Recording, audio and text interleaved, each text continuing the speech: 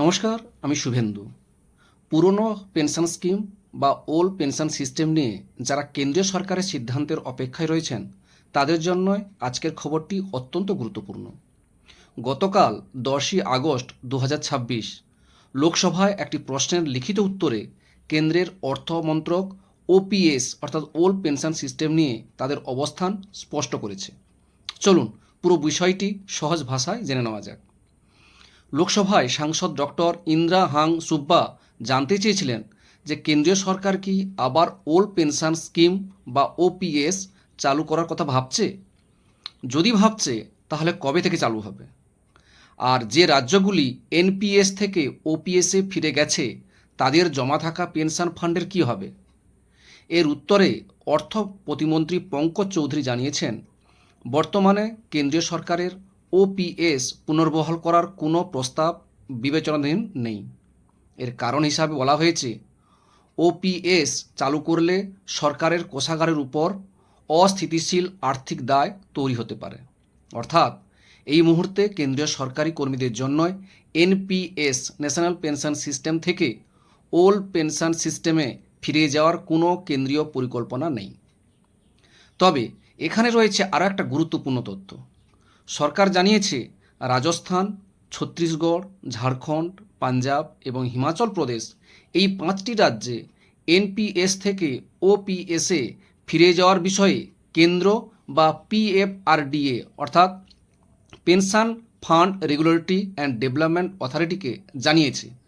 গত 26শে জুলাই 2026 পর্যন্ত এই রাজ্যগুলির এনপিএসের অধীনে থাকা এইউএম অর্থাৎ অ্যাসেটস আন্ডার ম্যানেজমেন্ট বা পেনশন ফান্ডের পরিমাণ ছিল, রাজস্থানে ছিল 53,403.89 কোটি টাকা, ছত্তিশগড়ে ছিল 24,030.04 কোটি টাকা, আর ঝাড়খণ্ডে 14,420.90 কোটি টাকা, পাঞ্জাবে 40,673.08 কোটি টাকা, হিমাচল প্রদেশে 12,525.96 কোটি টাকা।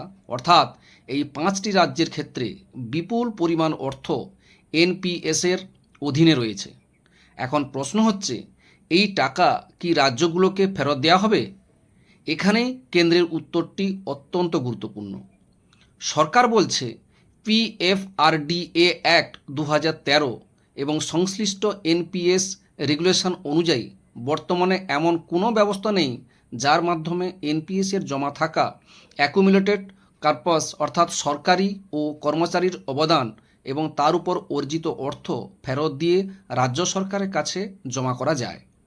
অর্থাৎ শুধু ওপিএসে ফিরে যাওয়ার সিদ্ধান্ত নিলেই এনপিএসের পুরো জমা অর্থ রাজ্য সরকারকে ফেরত দেওয়ার কোনো বর্তমান আইনি ব্যবস্থা নেই। তাহলে আজকের এই তথ্য থেকে দুটি বিষয় পরিষ্কার। প্রথমত, কেন্দ্রীয় সরকারি কর্মীদের জন্য ওপিএস পুনর্বহালের কোনো প্রস্তাব বর্তমানে কেন্দ্রে বিবেচনাধীন নেই।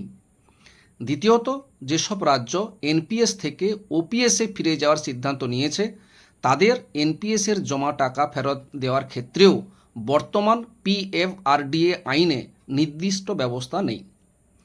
এই উত্তরটি তাই ওপিএস বনাম এনপিএস বিতর্কে অত্যন্ত গুরুত্বপূর্ণ। আপনার মতামত কি?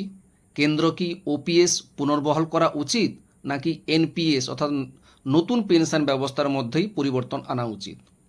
কমেন্টে অবশ্যই আপনার মতামত জানাবেন। আর ভিডিওটি ভালো লাগলে লাইক, শেয়ার এবং সাবস্ক্রাইব করতে ভুলবেন না। ধন্যবাদ। সকলে ভালো থাকুন।